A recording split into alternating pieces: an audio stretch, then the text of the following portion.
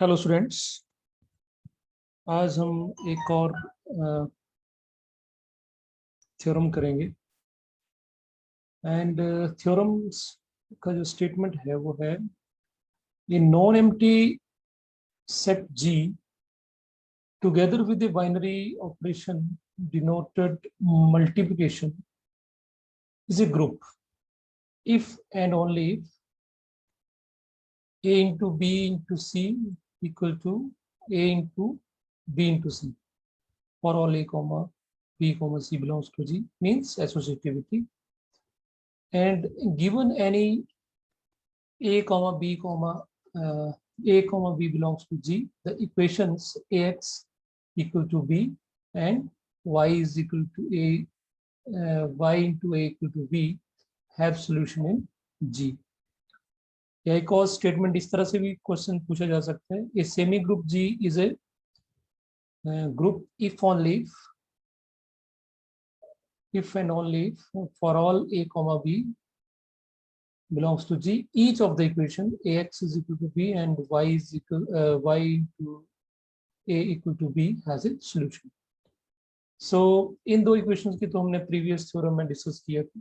जैसे हमने अगर you can C last lecture में हमने ये डिस्कस किया था कि इस इक्वेशन के पास always roots exist, solution exist करता है। तो it mean that this is very beautiful result कि अगर एक सेट के पास एसोसिएटिविटी हो और साथ में इन दो इक्वेशंस के ऊपर दो इक्वेशन के सॉल्यूशन अगर जी के अंदर हो तो ये जी जो ग्रुप बन सकता है। ठीक। और जब हम देखो, जब हम बाइनरी ऑपरेशन की बात करते हैं या बाइनरी कंपोजिशन की बात करते हैं तो क्लोजर प्रॉपर्टी तो ऑलवेज होल्ड करती है। ठीक। अगर हम सिंपल कई बार हम बाइनरी ऑपरेशन की बात नहीं करते डेफिनेशन में, तो वहां पे हमें क्लोजर प्रॉपर्टी भी प्रूव करनी पड़ती है। ठीक।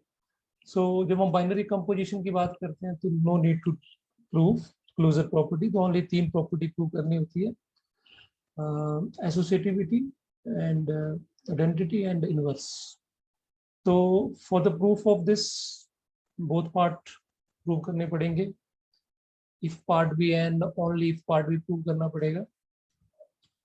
सो when G is a group तो ये दो प्रॉपर्टी प्रूव करनी पड़ेंगी। ठीक है। एंड अदरवाइज अगर ये गिवन है तो हमें ग्रुप प्रूव करना पड़ेगा। तो let us take one by one. तो सबसे पहले हम ये मान लेते हैं कि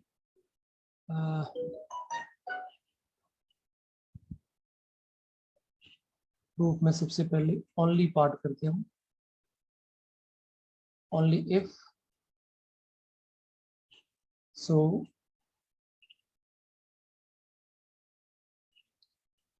इसमें हम मान लेते हैं कि let G be a group. Okay, G group है और तो ये हमारे लिए गिवन हो गया, एक तरह से गिवन हो गया। And we have to prove one part and second one.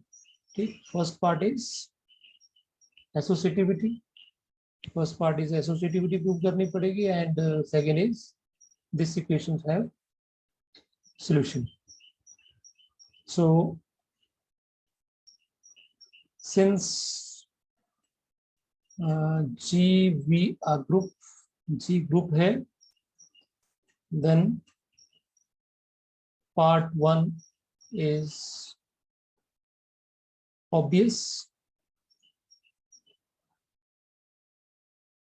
Okay, second part अगर हमारे पास जी जो है वो ग्रुप है तो ऑब्वियस है आपके पास एसोसिएटिविटी तो होगी। ठीक। So it's okay.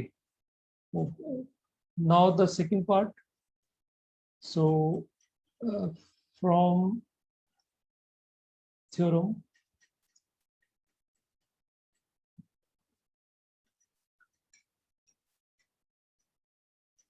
थ्योरम जो हमने थ्योरम 4 जो प्रूव कर रही है, प्रीवियस लेक्चर में हमने जो थ्योरम प्रूव करा है, दिस वन, इसमें हमने प्रूव करा है कि अगर जी ग्रुप हो, अगर जी ग्रुप है तो इस इक्वेशन इसके और इसके पास यूनिक सॉल्यूशन होता है। तो हमें यहाँ पे गिवन है कि जी ग्रुप है, तो ऑब्वियस है सेकंड पार्ट आपका from theorem 4, second part is proved. Okay, now come to the converse part. Yeah, you can say if part.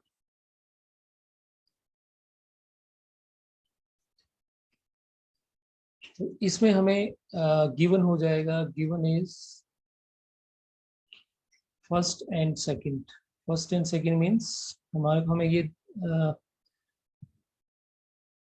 Associativity given होगी और साथ में हमारे को ये गिवन होगा कि ये दोनों इक्वेशंस हैं, x a into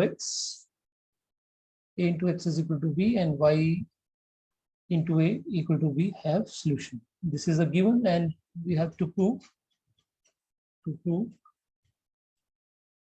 G is a group. So अगर G को प्रूव करना है तो इट मीन दैट एसोसिएटिविटी तो होल्ड करेगी और साथ में बाइनरी ऑपरेशन दिया तो क्लोजर भी होल्ड करेगी। So it is sufficient to prove existence of identity and inverse। हमें दो चीजें प्रूव करनी पड़ेगी, existence of identity and existence of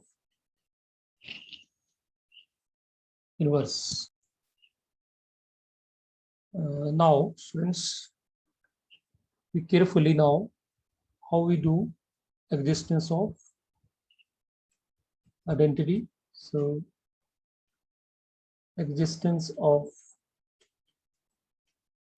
identity, तो हम इसको गिवन यूज करेंगे। देखो हमें क्या दिया हुआ है, देखो हमें फर्स्ट और सेकंड पार्ट गिवन है। तो now we consider any a belongs to G, एक एलिमेंट लिया हमने जी से, then by second part the equation हमारी जो a x is equal to b है, तो हम इसको ऐसे लिख सकते हैं, a x is equal to a. ठीक है, क्योंकि ये जो आपकी इक्वेशन है, this is for all a और बी दोनों के लिए ट्रू है, तो इट मीन दैट यहाँ पे हम बी को ए भी ले सकते हैं। So what we get, a x is equal to a. ठीक, क्योंकि यहाँ पे देयर इज नो कंडीशन, क्योंकि आइडेंटिटी प्रूव करनी है तो देयर इज नो कंडीशन कि यहाँ पे ए और बी इक्वल नहीं हो सकते। तो वी टेकिंग वी, क्योंकि यूनिक सोल्यूशन हो रहा है तो ऑब्वियसली ये इसको सेटिस्फाई करेगा। सो हमने a x is equal to a consider किया और ये इक्वेशन और हैज ए सॉल्यूशन इन जी। और ये अगर ये इक्वेशन ले तो इसका सॉल्यूशन जी होना है, बिकॉज जी में होगा, बिकॉज हमें ये गिवन दिया है। ये बात आप समझ गए ना, क्योंकि जरूरी नहीं है यहाँ पे बी लेना है कि ए और बी है, तो ए और बी के ऊपर कोई कंडीशन नहीं कि वो इक्वल नहीं हो सकते। ठीक, तो आइडेंटिटी के केस में हमें ये दोनों सेम लेने पड़ेंगे। सो अगर इसके पास सॉल्यूशन होगा जी में, so thus there exist an element E belongs to G. Obvious है यहाँ पे ई से मल्टीप्लाई करेंगे तभी द्वारा ए एलिमेंट आएगा। तो such that A into E is equal to A. Okay, So keep in mind this is very important. यहाँ से हमें ये रिजल्ट बना लिया. Now what we do, given V belongs to G, V अगर हम G से लेते हैं तो again by second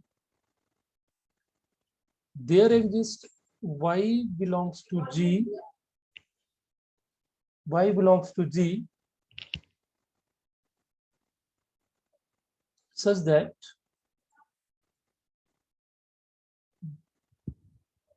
Y into A is equal to B.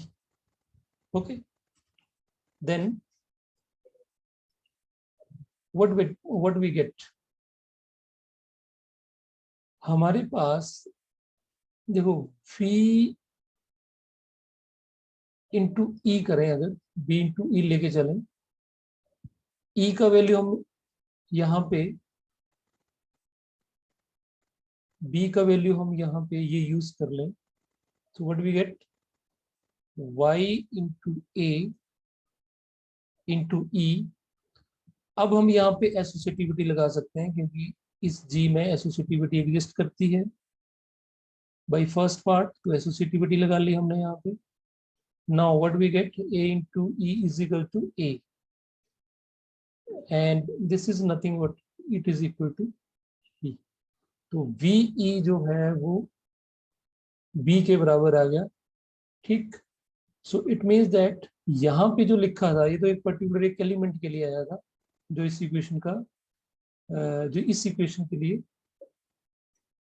Solution था, और इसके लिए हमने ई सॉल्यूशन लिया. बट ये जो रिजल्ट हो गया ये फॉर ऑल के लिए एग्जिस्ट करा. So we can write B into E is equal to B for all V belongs to G.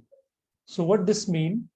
It means that E is a right identity element of G. What do you say? क्योंकि सभी element के लिए result hold करेगा.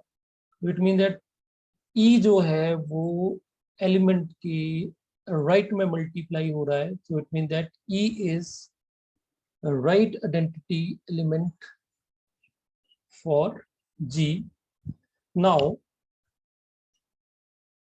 so अच्छा, one more thing मैं यहाँ पे coat कर देता हूँ. देखो कहीं ना कहीं देखो दोनों की दोनों इक्वेशंस यूज हुई. यहाँ पे हमने एक इक्वेशन यूज करी सेकंड पार्ट की, और यहाँ पे हमने सेकंड पार्ट का दूसरा इक्वेशन यूज करा. ठीक, सो दोनों इक्वेशन का एग्जिस्ट करना, दोनों इक्वेशन का सोल्यूशन होना बहुत जरूरी है. अगर दोनों में से एक भी हम हटाते हैं तो ये you can see the importance of these two equations. Otherwise we cannot prove G is a group. So now इसी तरह से अगर हम सिमिलरली, जैसे हमने ये पूरा प्रोसेस इस इक्वेशन के लिए करा, सिमिलरली अगर हम y इस इक्वेशन के लिए लें तो सेम प्रोसीजर, जिस तरह से हमें E एग्जिस्ट करा यहाँ पे, तो हमारे लिए एक और आइडेंटिटी एलिमेंट एग्जिस्ट करेगा, and that will be right hand identity element. तो we can mention here similarly, since the equation, अब हम दूसरी इक्वेशन को लेंगे. since the equation YA is equal to A has solution in G. ठीक, so solution obvious है. यहाँ पे हमने क्या लिया था, E लिया, तो यहाँ पे हम डिफरेंट ले लेते हैं. There exist an element F ले लेते हैं हम यहाँ पे. F belongs to G and such that अब F डेफिनेटली यहाँ पे इसके राइट में लगेगा. सो F into A is equal to A. So you see the similarity, जैसे ये होल्ड करा वैसे यहाँ पे होल्ड करा. तो फर्क ये है कि यहाँ पे E आपका राइट में था और यहाँ पे जो F है वो लेफ्ट में है. And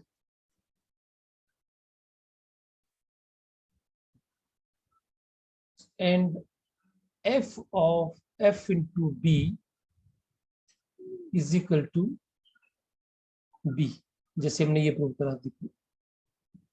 E b into E is equal to b, इसको दोबारा रिपीट करने की जरूरत नहीं है, तो हम यहाँ से इसको सेम लिख सकते हैं। जैसे b इंटू ई बी के इक्वल आया था, वैसे हम ये प्रूव कर सकते हैं कि f इंटू बी जो है वो b के इक्वल आएगा। ठीक, for all b belongs to g। तो फ्रॉम ऑब्वियस है, यहाँ से हम ये बोल सकते हैं कि जो f है that is left identity element of g। Okay, so in particular देखो हमारे पास वो चीज बन गई, f इंटू ई जो होगा वो f के बराबर आएगा, since b e is equal to b for all b belongs to g। अगर हम यहाँ पे ये माने कि e जो है वो राइट आइडेंटिटी एलिमेंट है, तो डेफिनेटली अगर ये e राइट में लगा तो f एज इट इज आ जाएगा। आल्सो यही f of e equal to e आएगा, सिंस अगर हम यहाँ पे f into B is equal to B लेते हैं for all b belongs to g। It mean that यहाँ पे f आइडेंटिटी का काम करेगा। ठीक, तो f अगर लेफ्ट में लगा है, लेफ्ट में लगा तो यहाँ पे लेफ्ट में लगा तो ये आइडेंटिटी हुई, तो डेफिनेटली ये e के बराबर आएगा। तो यू कैन सी इन दोनों इक्वेशंस की जो इक्वेशन बनी, इन दोनों का लेफ्ट हैंड साइड सेम है, तो डेफिनेटली यहाँ से हम वी कैन कंक्लूड दैट जो f है और e है वो इक्वल हो गया। तो what this mean, it means that कि जो लेफ्ट आइडेंटिटी एलिमेंट था, राइट आइडेंटिटी एलिमेंट वो सेम हो गया एक तरह से। So therefore what we get, अब हम यहाँ पे हम लिख सकते हैं जो हमने ये लिखा था, ये चीज और ये वाला टर्म। इसका मतलब यहाँ से इन दोनों को अगर हम कंबाइन करें तो what we write b into E is equal to B and b is equal to e into b for all b belongs to g। So I think now you got this. What this mean? It means that e is identity element of set g। ठीक, so hence e is the identity element of g। okay, तो I hope कि आपको understand हो गया होगा। अगर नहीं हुआ तो आप दोबारा से इस वीडियो को रिवाइंड करके देख सकते हैं किस तरह से हमने आइडेंटिटी एलिमेंट प्रूव करा। Now the existence of inverse।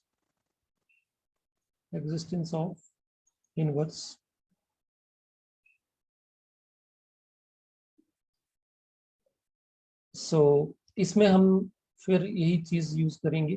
हमने ले लिया कि गिवन ए अपने जी में एलिमेंट ले लिया, so by second part there exist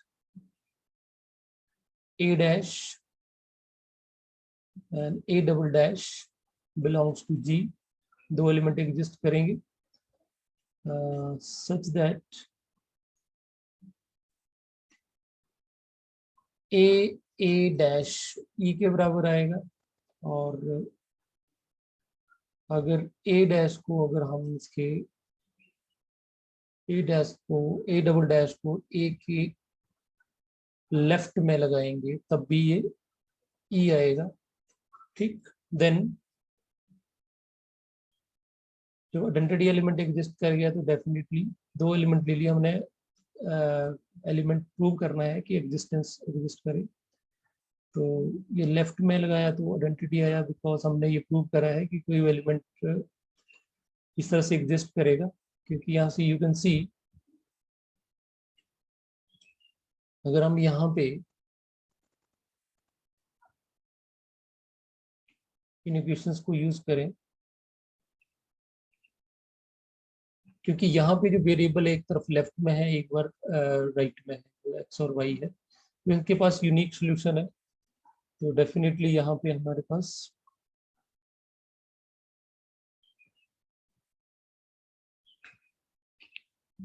okay.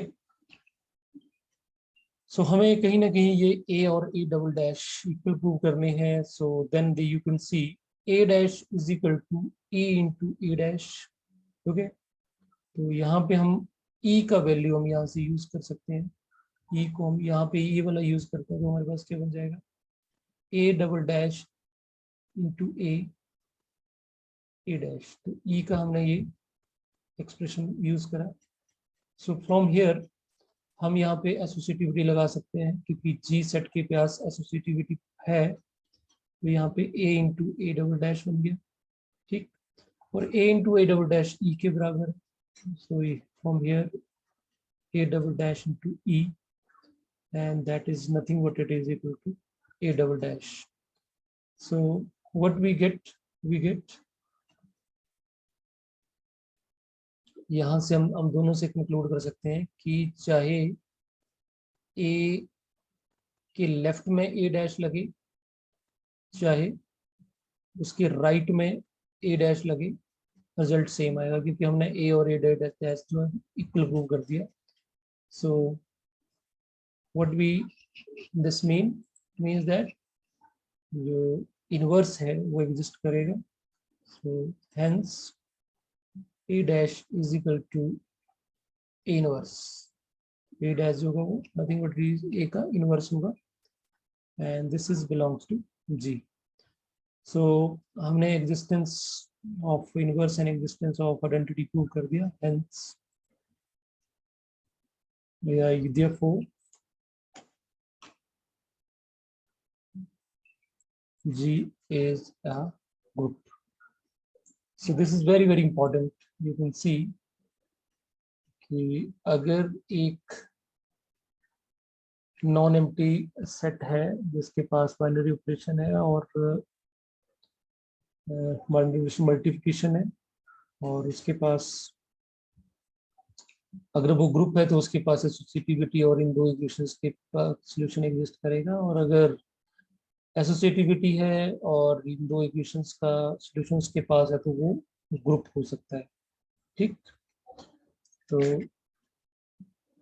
We can say कि ग्रुप का एक आपके पास एक और रिजल्ट आ गया कि नॉन एम्प्टी सेट के पास अगर एसोसिएटिविटी विद बाइनरी ऑपरेशन बोलना जरूरी है क्योंकि उससे क्लोजर आती है, और साथ में इन दो इक्वेशंस का ax equal to B and y into A equal to B का सोल्यूशन हो, तब भी वो ग्रुप बन सकता है। ठीक, वन मोर थिंग कि इन दोनों इक्वेशंस का होना बहुत ही इंपॉर्टेंट है। अदरवाइज अगर दोनों में से एक ही इक्वेशन हो तो ये ग्रुप नहीं बनेगा। सो इस तरह के आपको बहुत ज़्यादा एग्जांपल्स मिल जाएंगे जिससे हम अगर दोनों में से एक इक्वेशन होगी तो हम इसको फिर ग्रुप प्रूव नहीं कर पाएंगे। ठीक है, so this is another way of defining the definition of group, you can say. So हम एक तरह से दो चीजें प्रूव कर सकते हैं कि right handed definition of A group, left handed definition of A group.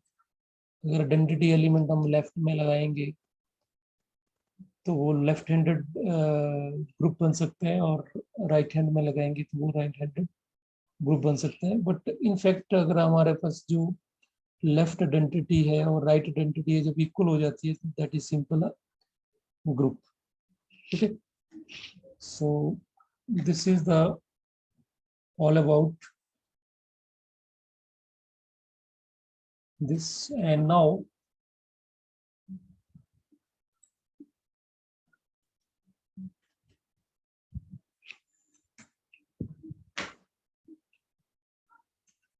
we move to what is semi semi group हो गया. अब वी टॉक अबाउट सब ग्रुप. व्हाट इज सब ग्रुप? सब ग्रुप का डेफिनेशन क्या होता है, उसका मतलब क्या होता है? तो सबसे पहले हम सब ग्रुप का डेफिनेशन लिखेंगे.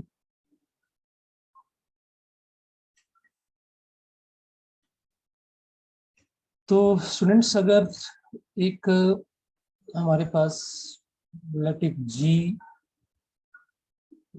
We are group under binary composition,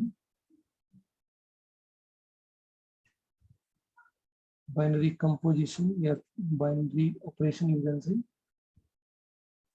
and let capital H we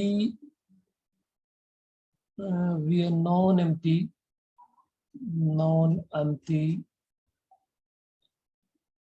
subset of G, then H called a subgroup of G if it satisfies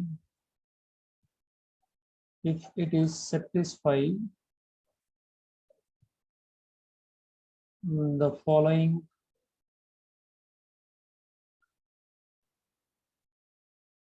property, you can say. Number one, H is closed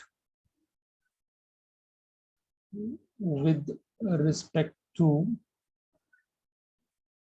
closure होना चाहिए, and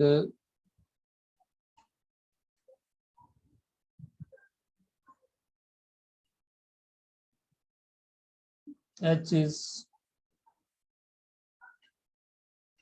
associative, associative property hold, even simply associative with respect to star.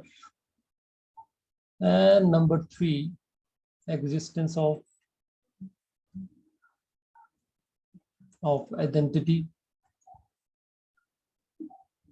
और you can see जो existence of identity होगी, जो identity element G की होगी वही H की होगी.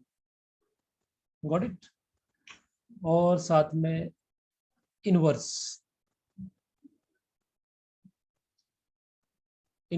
existence of inverse. ठीक. तो ये तो चारों प्रॉपर्टी ग्रुप की हो गई. तो it mean that you can say कि H is a subgroup of G if it is a group respect to this. So it mean that further you can say कि H सबका subgroup होगा if H is a group with respect to binary operation star. So group की थोड़ा सा definition करके लिए हम एक चीजें और डिस्कस करते हैं कि ग्रुप बनता कैसे है. देखो, हमारे पास बहुत ज्यादा एग्जांपल्स हैं ग्रुप के. तो हम सब ग्रुप का एग्जांपल बनाते हैं. पहले हम ग्रुप लिखते हैं. सो हमारे पास सबसे पहले एक हमने ग्रुप डिफाइन करा था 1 - 1 आयोटा n - आयोटा. ठीक. Is a group with respect to binary operation multiplication. Okay, so we have to find H. कि what will be the H subgroup क्या होगा इसका, कितने सबग्रुप पॉसिबल हैं इसके. ठीक है. तो अगर हम इसको डिटेल में थोड़ा सा समझना है तो हम यहाँ सबसे पहले इसका कैलरी टेबल बना लेते हैं. तो 1 - 1 iota iota. Okay. then 1 - 1 iota and minus iota. तो 1 -1 आयोटा माइनस आयोटा 1 से मल्टीप्लाई करेंगे तो as it is element exist करेंगे इसकी कॉलम और रो में। Now -1 into -1 is 1. -1 into iota is minus iota. Minus this plus iota. And iota into -1, that is minus iota. And this is -1. And this is +1. Now minus iota into -1, that is iota. And this is +1. And this is -1. Okay. So h के respective भी क्या होना चाहिए, इसको सब group होना चाहिए। तो इट मीन दैट जो जी एच में एलिमेंट आएंगे वो तो आने तो जी से ही है, बट वो जो एलिमेंट आएंगे वो खुद भी एक ग्रुप बना सकते हैं। ठीक, तो सबसे पहले बात आती है कि मिनिमम एलिमेंट कितने होंगे जो सब ग्रुप बनाएंगे। ठीक, तो अब आपसे मैं पूछ तो सकता नहीं यहाँ पे, बट देखिए सबसे पहले देखिए, अगर देखिए तो अगर हम इस वाले स्क्वायर को देखें, इस वाले स्क्वायर को देखें तो यहाँ पे 1 जो है वो क्लोजर भी होगी और एसोसिएटिविटी भी होल्ड करेगी, आइडेंटिटी एलिमेंट भी 1 नहीं होगा। ओके, क्योंकि इस ग्रुप में आइडेंटिटी 1 है, 1 का इनवर्स 1 ही हो जाएगा। तो एक सब ग्रुप तो आपका 1 नहीं बनेगा, में एक ही एलिमेंट आ सकता है। व्हाट डू यू से? ठीक, और अगर हम एक और सब ग्रुप बनाने की कोशिश करें तो यू सी, अगर मैं इस ग्रुप को लूं, ये ऐसे पार्ट लो, ये वाला दिस वन, तो इस पार्ट में कितने एलिमेंट आ रहे हैं? इनफैक्ट ये एलिमेंट आए 4। ठीक है, और इन 4 एलिमेंट को देखें तो कहीं ना कहीं 2 ही एलिमेंट है, 1 और -1। सो इट मीन्स दैट एक अगर हम सब ग्रुप बनाना चाहें यहाँ पे तो एक एलिमेंट 1 और -1 बन सकता है, क्योंकि यहाँ से क्लियर बात हो रही है कि क्लोजर और एसोसिएटिविटी तो होल्ड करेगी। अगर हम इनवर्स की बात करें तो 1 का इनवर्स तो 1 ही होगा, और -1 का इनवर्स जो है 1 है। सॉरी, आइडेंटिटी आ रहा है, -1 का इनवर्स जो -1 है, तो -1 का इनवर्स -1 हो गया। So I think everything is okay, closure भी है, एसोसिएटिविटी भी होगी, एग्जिस्टेंस ऑफ आइडेंटिटी भी है, और साथ में इनवर्स भी एग्जिस्ट कर रहे हैं। सो इट इज सब ग्रुप। अब क्या अगर इन 2 एलिमेंट्स में एक और तीसरा एलिमेंट डालें तो क्या वो भी सब ग्रुप बन सकता है? तो 1 और -1 तो आगे, तीसरा एलिमेंट अगर जैसे एयोटा अगर इसमें हम डालें तो क्या ये सब ग्रुप बनाएगा? अगर हम आयोटा को इसमें ऐड करें, अगर सपोज करें, तो व्हाट वी सी, आयोटा को ऐड करा तो हमारे पास फिर ये जो टेबल है वो हमारा थोड़ा सा बड़ा हो जाएगा। फिर हम 3 एलिमेंट को एसोसिएट करके चलेंगे, ऐसे और ऐसे, दिस वन। तो यू सी कि इसमें हमने यहाँ तो 3 एलिमेंट लिए, लेकिन जब इस टेबल के अंदर देखें, यहाँ पे जो एलिमेंट देखें हम, यहाँ पे कहीं ना कहीं माइनस आयोटा पेयर हो रहा है। इसका मतलब ये क्लोजर ही होल्ड नहीं करेगी, तो आगे तो कुछ सोचने की जरूरत ही नहीं है, क्योंकि ये एलिमेंट प्रॉब्लम क्रिएट करेगा माइनस आयोटा। ओके, तो इट मीन दैट ये हमारे पास सब कुछ नहीं बन सकता। तो इसका मतलब इसके साथ हमें तीसरा एलिमेंट भी डालना पड़ेगा, that is -8। So that is, वो जी ही बन गया। तो इट मीन दैट इसके 2 ही सब ग्रुप बन सकते हैं, जो प्रॉपर सब ग्रुप बोलते हैं हमको। ठीक है, इसको में हम ट्रिवियल सब ग्रुप बोलते हैं वैसे, तो प्रॉपर सब ग्रुप हम इसको एक ही बोल सकते हैं, दैट इज H2। तो स्टूडेंट इस तरह से हम सब ग्रुप का चेक कर सकते हैं। उसी तरह से हम अगर और एग्जांपल लें, अगर एग्जांपल हम E2 एग्जाम्पल हम 2 लेते हैं अगर, तो यहाँ पे सपोज मैंने यहाँ पे Z5 लिया, तो Z5 is a group of modulo 5, तो इसमें ओनली 4 एलिमेंट आएंगे, 5 एलिमेंट आएंगे, 0 2 4, और बाइनरी ऑपरेशन इज एडिशन मॉडलू 5। तो इसमें डेफिनेटली अगर हम सबसे पहले कैली टेबल बनाए अगर, तो 0 1 2 3 एंड 4, 0 1 2 3 4। तो यू सी यहाँ पे तो आपके पास एडिशन करेंगे 0 के साथ तो एज इट इज एलिमेंट आ जाएंगे। तो 1 + 1 2 आएगा, 1 + 2 3 बन जाएगा, 1 + 3 4 बन जाएगा, 1 + 4 5 बनेगा, 5 means 0, and 2 + 1 is 3, 2 + 2 is 4, 2 + 3 is 5, 5 means 0, 2 + 4 is 6, 6 means 1, 6 बनेगा तो हम 5 से डिवाइड करेंगे तो रिमाइंडर 1, 5 को 5 से डिवाइड करेंगे तो रिमाइंडर 0 आएगा। 3 + 1 is 4, 3 + 3 2 is 5, 5 means 0, 3 + 3 is 6, reminder 1 बचेगा, 3 + 4 7, रिमाइंडर 2 आएगा, 4 + 1 is 5 means 0, 4 + 2 is 6, 6 means 1, 4 + 3 7 2, and 4 + 4 8 means 3. Okay, now you see, एक तो हमारे पास जो मिनिमम सब ग्रुप बनेगा वो तो हमें पता ही आइडेंटिटी वाला बन जाता है, ठीक है। तो एक सब ग्रुप तो हमारे पास ये ऑलरेडी रेडीमेड होता है कि आइडेंटिटी वाला अकेला बन जाएगा। अगर हम H2 फाइंड आउट करने की कोशिश करें, तो अगर हम इस एक एलिमेंट भी ऐड करते हैं, अगर हम ये 2 एलिमेंट ऐड करते हैं, सपोज करो ये 2 एलिमेंट लेते हैं हम, तो यू सी इन दोनों का ऐसे लेंगे तो ऐसे भी लेंगे, तो यहाँ पे देखो 2 आ गया, ठीक, 2 आ गया, it mean that closure hold नहीं करेगी। ओके, उसी तरह से अगर हम 1 और 2 को लेते हैं, तो हम इसको इस लाइन को छोड़ देते हैं, सपोज करो, ठीक है, तो ये भी छोड़ दिया हमने, तो 2 + 2 4 बनेगा, तो फिर ये एंट्री हमारे पास नहीं होगी, फिर भी क्लोजर होल्ड नहीं करेगा।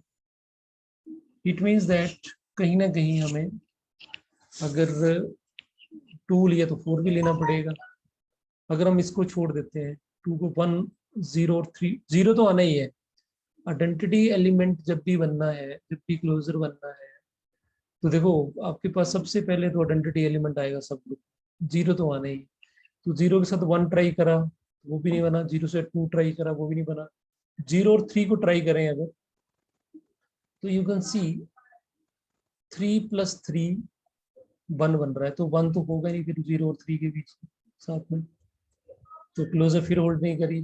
0 और 4 को ट्राई करें, तो 4 + 4 3 बन रहा है, फिर भी होल्ड नहीं करेगा। इट मीन्स दैट इसका जो सब ग्रुप बनेगा उसमें सारे एलिमेंट आए।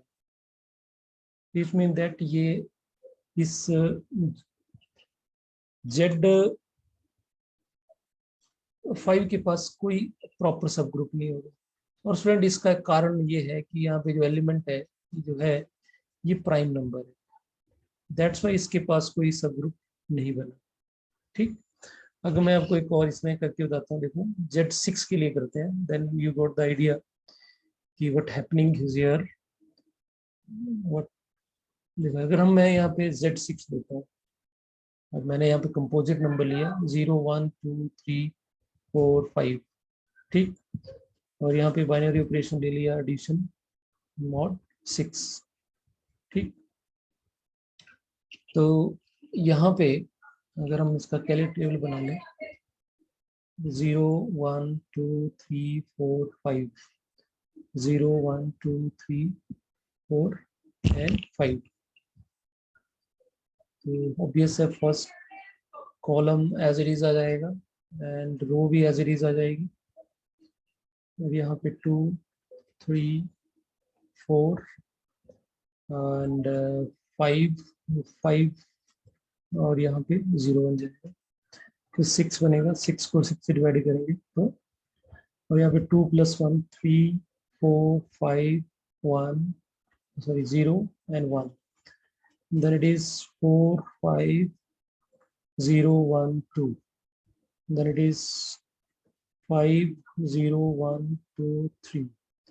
Then it is 0 1 2 3 and 4.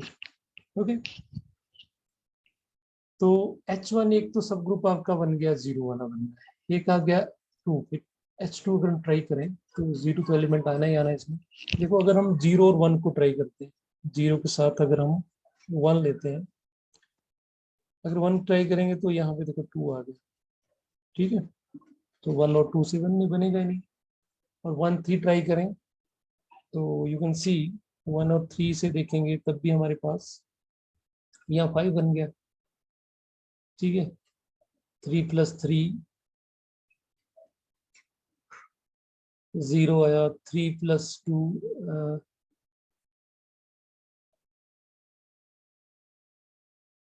3 + 6 बनेगा, 3 और 3 + 3 6 बन जाएगा. 0 और 3 में क्लोजर तो होल्ड कर रही है. ठीक है, बट इनवर्स 3 का इनवर्स 3 ही बन जाएगा. आई थिंक 0 और 3 को ट्राई करें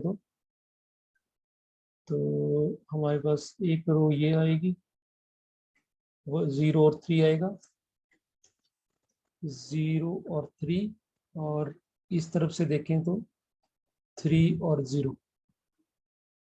ठीक है, तो ये चारों एलिमेंट इसके अंदर है. 3 इनफैक्ट 0 और 3 ही है. अब बात आती है एसोसिएटिविटी होल्ड कर देगी इनवर्स, तो 3 का इनवर्स 3 ही है, तो ये आपका सब ग्रुप बन गया.